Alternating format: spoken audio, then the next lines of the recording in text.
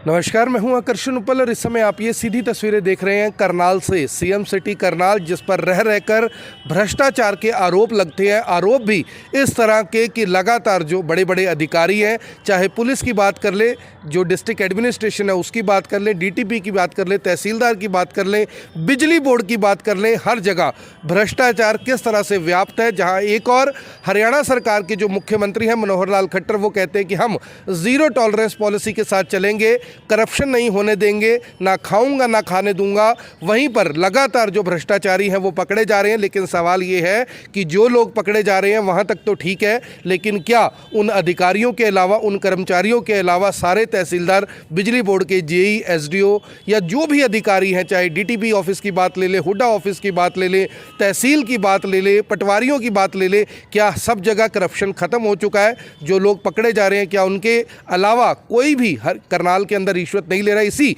मुद्दे पर बात करने के लिए आज हमारे साथ करनाल से ही कांग्रेस नेता त्रिलोचन सिंह मौजूद हैं, जिन्होंने 2019 में मनोहर लाल खट्टर के खिलाफ चुनाव लड़ा था। हालांकि हार गए थे, लेकिन उनका कहना है कि जितनी वोट उन्हें मिली उतनी वोट इससे पहले कभी भी किसी हारने वाले कैंडिडेट को नहीं मिली थी। त्रिलोचन जी, करनाल के जाने माना आप चेहरा हैं। सबसे पहले सर सवाल, जो करनाल में भ्रष्टाचार के आरोप आप लोग लगा रहे हैं, समय समय पर ज्ञापन भी देते रहते हैं, धरने भी करते हैं, प्रदर्शन भी करते हैं, जब अधिकारी पकड़े जा रहे हैं, कर्मचारी पकड़े जा रहे हैं, विजिलेंस के हाथ सख्त हैं, तो फिर एतराज़ कहाँ पर है, दिक्कत कहाँ पर है?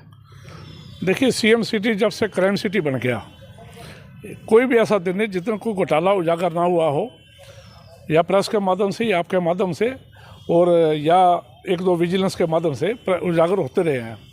लेकिन हद तो तब हो जाती है कि जब सीएम साहब जब ये कहते हैं भ्रष्टाचार का काल मनोहर लाल, तो हम ये कहते हैं भ्रष्टाचार दे नाल मनोहर लाल।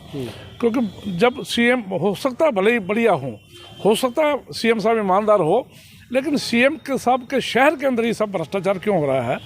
हमें अब शर्मिंदगी महसूस होने लगी है जब लोग हमारे को कहते हैं ये सीएम सिटी करनाल से आए हैं। हमें शर्म आती है कि भ्रष्टाचार का बोलबाला हरियाणा में नंबर 1 नगर है वो करनाल है। पिछले 6 महीने से तो इंतहा हो गया, चाहे वो नगर निगम कैसी हो, चाहे वो डीटीपी हो, चाहे तहसीलदार हो, चाहे बिजली बोर्ड के जेई हो, एसडीओ हो, चाहे और बहुत सारे लोग पकड़े गए। लेकिन अब 4 दिन पहले एक एएसआई सरिता रानी पकड़ी गई। सरिता रानी इतनी पावरफुल थी, हमें तो पता लगा भी एएसआई भी इतना पावरफुल हो सकता है। और उसका रंगे हाथों पकड़े जाने के बाद 4 लाख रुपया और रिमांड भी ना लिया गया, जबकि डीटीपी के पास 5 लाख पकड़े गए। उसका मेरे ख्याल 20 दिन तक रिमांड ही लेते रहे, तहसीलदार का 20 दिन तक रिमांड लेते रहे। ये क्या कारण है? या क्या महिलाओं को अलग से अधिकार दे रखा है भ्रष्टाचार का? मुख्यमंत्री इसका जवाब दें। मुख्यमंत्री भले ही ईमानदार हो सकते हैं, लेकिन उनके ऊपर जो प्रश्न चिन्ह है वो बहुत बढ़िया नहीं है। लोग नहीं मानते भी सीएम सिटी में इतना बड़ा क्राइम हो और सीएम साहब उससे वाकई ना हो। इसे हम सर, एक बड़ा सवाल ये है कि जिस तरह से करनाल के एसपी हैं गंगाराम पुनिया, देखिए उनके बारे में तो मुझे कई बार पुलिस वाले कहते हैं कि हम अपने एसपी की कसम नहीं खा सकते, वो ईमानदार हैं। लेकिन उनकी ईमानदारी के बावजूद भी पुलिस वालों के इतने हौसले कैसे खुले हो सकते हैं कि 8-8 लाख रुपए थाने के अंदर बैठकर रिश्वत ली जा रही है? देखिए, आपकी बात को मैं समर्थन करता हूँ। एसपी, 1-2 डीएसपी, 1-2 एसएचओ लेवल के, इंस्पेक्टर लेवल के अफसर ईमानदार हैं, जो लोगों के प्रति काम करने का मादा रखते हैं, ईमानदारी से काम करते हैं। लेकिन उसके बावजूद थाने के अंदर इतने बड़े पैसे लेना, इससे साफ जाहिर है कि एसपी साहब की जो ईमानदारी है उसका नाजायज़ फायदा उठाया जा रहा है, या कुछ राजनेता का संरक्षण जो है सीधा तौर पे इन लोगों पे है, जो कहते हैं भाई आप करो, भ्रष्टाचार करो। मंथली का लग रहा है आपको कुछ? देखिए, ये काम तो चल ही नहीं सकता ना, जब राजनेता ना चाहे वो भ्रष्टाचार हो जाए। अगर भ्रष्टाचार तभी होगा जब राजनेता उनके साथ हिस्सा बांट लेंगे। बस स्टैंड के अंदर भी जो जेब तलाश होते हैं, जब तक चौकी का इंचार्ज हिस्सा नहीं लेगा जेब तलाशी नहीं हो सकती।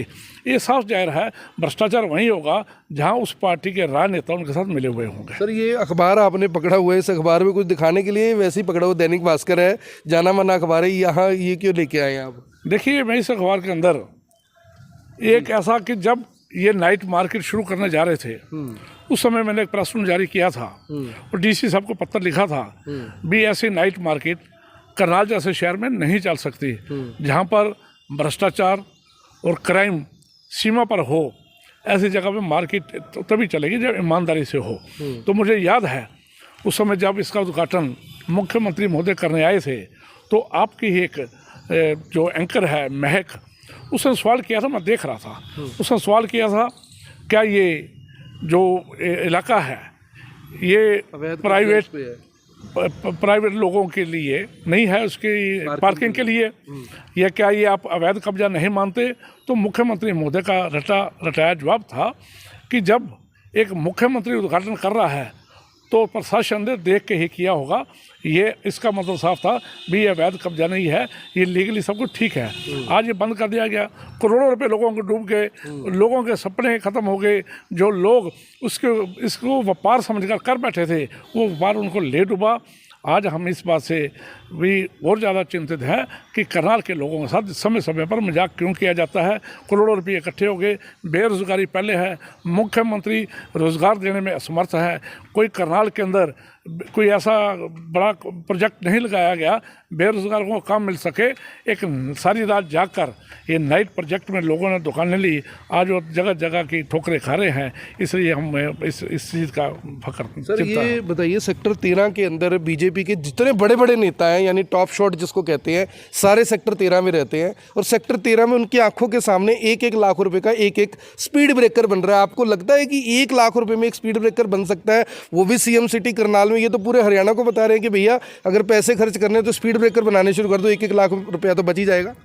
देखिए, स्पीड ब्रेकर बनाना तो अच्छा काम है, लेकिन आपकी जब खबर चली थी तो मेरे दोस्त था, क्योंकि मैंने कुछ समय ठेकेदारी की है, तो मेरे दोस्तों उनको बुला के पूछा था, तो वो कहते हैं हाँ मैं अभी क्रॉस करके आया हूँ, ये स्पीड ब्रेकर मैं 22 से लेकर 25,000 के बीच में बना के देने के लिए तैयार हूँ। हमें भी यही फोन आया, ठीक है, 22 से 25,000, 1 करोड़ रुपया, 1 लाख रुपया स्पीड ब्रेकर पर, गेट के ऊपर 1 करोड़ रुपया, जो ब्लाइंड लोग चलने वाले थे जिनके लिए पथ बनाया गया था उनका 5 करोड़ 70 लाख रुपया, वो कहाँ गया? अब ये फ्लाईओवर का 150 का प्रोजेक्ट लगा दिया, ये कहाँ जाएगा? हमने पहले ही कह दिया था भाई करनाल के अंदर भ्रष्टाचार व्यापक स्तर पे है। एक रोड जो लोग कहते हम नहीं बनाना चाहते, जो मेरा रोड है उसको बनाने का टेंडर पास कर दिया गया। ऐसे ऐसे प्रोजेक्ट कौन ला रहा है? इसके पीछे किसका दिमाग है? इसके पीछे क्या करना चाहते हैं? करनाल के लोगों के साथ इतना न्याय क्यों हो रहा है? करनाल का जवाबदेह कौन है? मुख्यमंत्री महोदय आते हैं 2 घंटे के लिए, कल्पना चावला मेडिकल कॉलेज के अंदर इनका पार्षद तड़प कर मर गया, उसको चंडीगढ़ रेफर कर दिया गया। दूसरा पार्षद इसका कुछ दिन पहले हाथ काट दिया गया, उसको इलाज नहीं मिला, और 4 दिन पहले उसका अंगूठा काट दिया गया, प्राइवेट अस्पताल में गया, उसको प्राइवेट जाना पड़ा, लेकिन फिर भी उसको अंगूठा अलग कर दिया गया। आपको शायद मालूम ना हो, 3-4 दिन पहले उसको अंगूठा अलग कर दिया गया। इसका मतलब कि करनाल के अंदर सीएम सिटी, स्मार्ट सिटी केवल कागजों में है। आम आदमी को यहाँ से खाली पार्षद की बात नहीं है, ऐसे हज़ारों लोग हैं। पार्षद तो इसलिए कह रहे हैं कि मुख्यमंत्री महोदय उनके घरों में जा चुके हैं, उनके घरों में फिर जाए, पूछे उनसे क्या कारण है, क्यों वो खो दिया, क्या कारण है, क्यों उनका हाथ काटना पड़ा।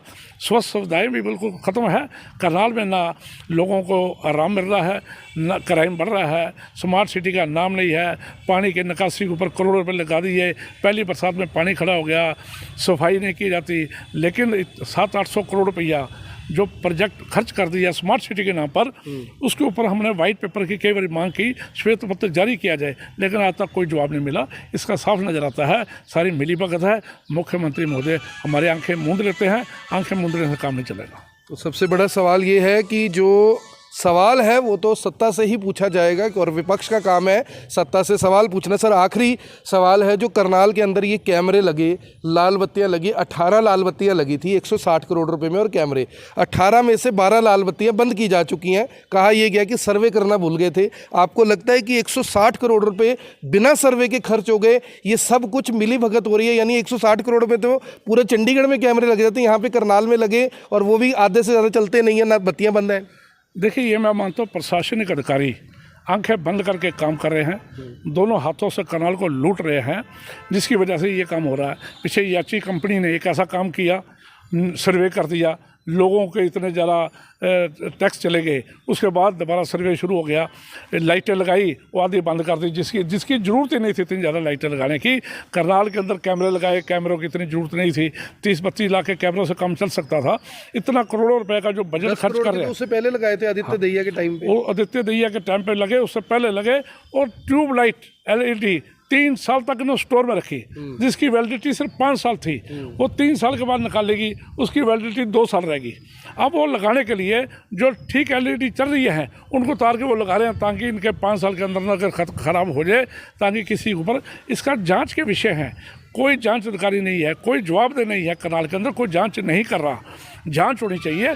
जैसे 5 साल तक वैलिडिटी थी एलईडी की, 3 साल तक निकल गई। एमसीज ने हाउस के अंदर हाथ जोड़ के 5 लाइट मांगी, उनको नहीं दी गई, लेकिन 3 साल तक पड़ी पड़ी वो ख़राब हो गई। इसका जवाबदेह भी होना चाहिए, हर बात की इंक्वायरी होनी चाहिए। मैं जो नगर शहर उपायुक्त महोदय हैं, मैं उनसे निवेदन करता हूं कि मुख्यमंत्री महोदय को मैं कई बार पत्र लिख चुका हूं भी मेरे साथ करनाल में एक चक्कर लगा लिया जाए। वो तो नहीं आ सकते, डीसी साहब जवाबदेह हैं, वो मेरे को 1 घंटा दे, मैं उनको करनाल के विकास कार्य भी दिखा दूं, मैं उनको करनाल की सारी बातें भी दिखा दूं, उनको भ्रष्टाचार की बातें भी बता दूं, लेकिन क्या उनके ऊपर कार्रवाई करने के सक्षम हैं? अगर वो नहीं है तो फिर साफ कह दे भी हम कुछ नहीं कर सकते, जो हो रहा चल रहा है भगवान आसरा चल रहा है। अगर आपको एक लाइन में मुख्यमंत्री जी से कुछ कहना हो और एक ही लाइन में जनता से कुछ कहना हो तो त्रिलोचन सिंह क्या कहेंगे? मैं जनता को यही कहना चाहूँगा भाई, आपको घर बैठ कर तमाशा नहीं देखना चाहिए। करनाल लुट चुका है, लुट रहा है। राजा महाराजा तो लुटते थे, अब हमारे चुनिंदे जिनको हमने चुना है वही उनके नुमाइंदे चुन रहे हैं। आओ सड़कों पे आओ, आवाज़ उठाएं और मुख्यमंत्री महोदय को सच्चाई दिखाएं।